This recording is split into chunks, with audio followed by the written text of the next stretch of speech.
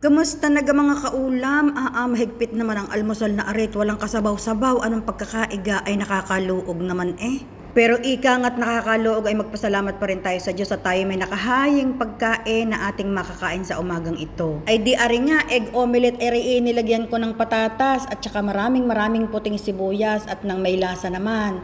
Tapos ako'y nagprito na ring daing na aking ginawa. Ang kasarapan din sana'y may kape. Ang problema na may ipinagbawal muna sa akin ang kape. Ko ay digay nakakaluog at sobra naman ka. Walang kasabaw-sabaw ang kain na are, pero ari na may quality din, masarap din talaga. Ako na may nag-uumpisa na sanang masarap. Itong asawa ko'y abalang-abala, bakit ka ito? Kung kailan ako nakain.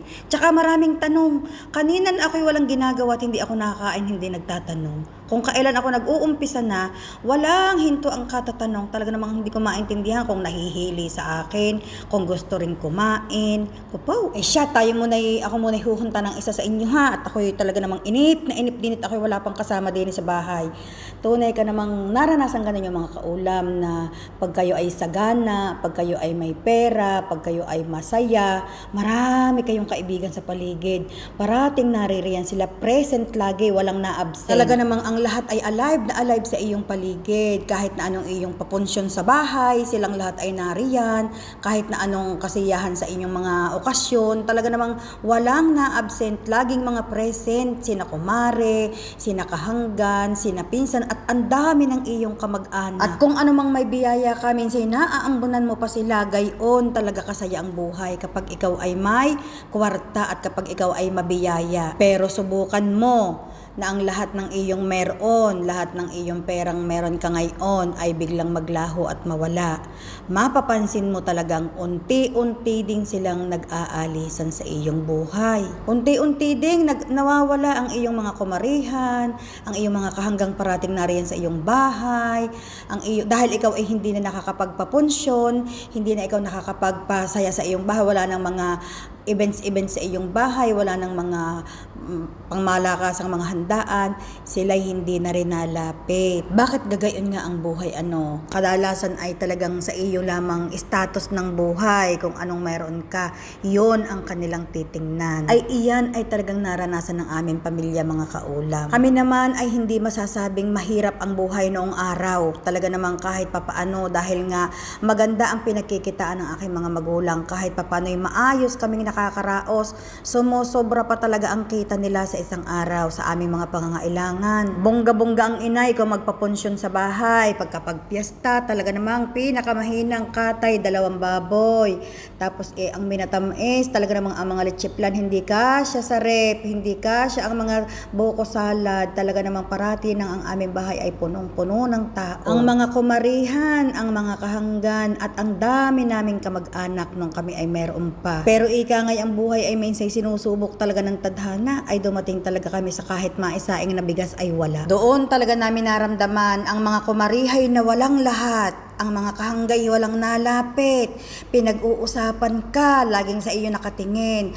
Ano man ang mangyari, talagang wala kang mautangan at ang katwiray wala ka daw ibabayad. Naranasan talaga namin na ang inay hindi makakuha ng isda sa playa na pantinda at baka daw hindi ang inay magbayad.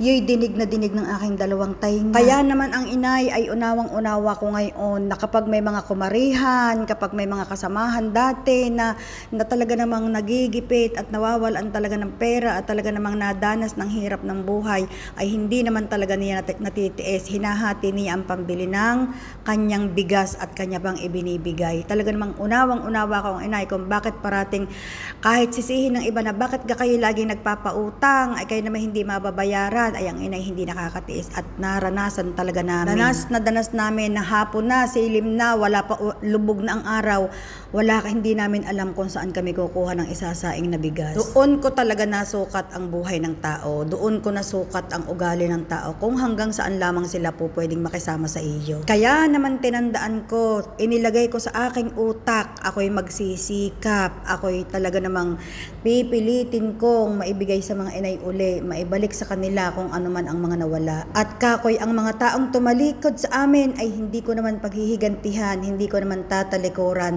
ayos laang. Kung ano yung dating pakasama ay iyon pa rin. sabihin. Hindi mo kailangang iparamdam sa kanila kung ano ang kanilang ugali. Ang kailangan mong iparamdam sa kanila, hindi ka nagbago. Ang kailangan mong iparamdam sa kanila, ano man ang mangyari, kayo'y magkakasama pa rin para maintindihan nila ang kakulangan sa kanilang mga kaugalian. Tatandaan ninyo mga kaulam, ang buhay ay parang gulong. Paikot-ikot lamang yan. Minsan ikinasa ibabaw, minsan ikinasa ilalim.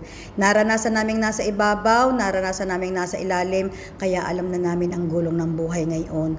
Alam na rin naman namin kung sino-sino ang mga taong makakaramay mo kapag talagang ikaw ay walang-wala na. Madali lang namang sukatin ang pagkatao ng isang tao. Kapag ikaw ay nawala ng pera, makikita mo kung ayan ay sasaklulo sa iyo.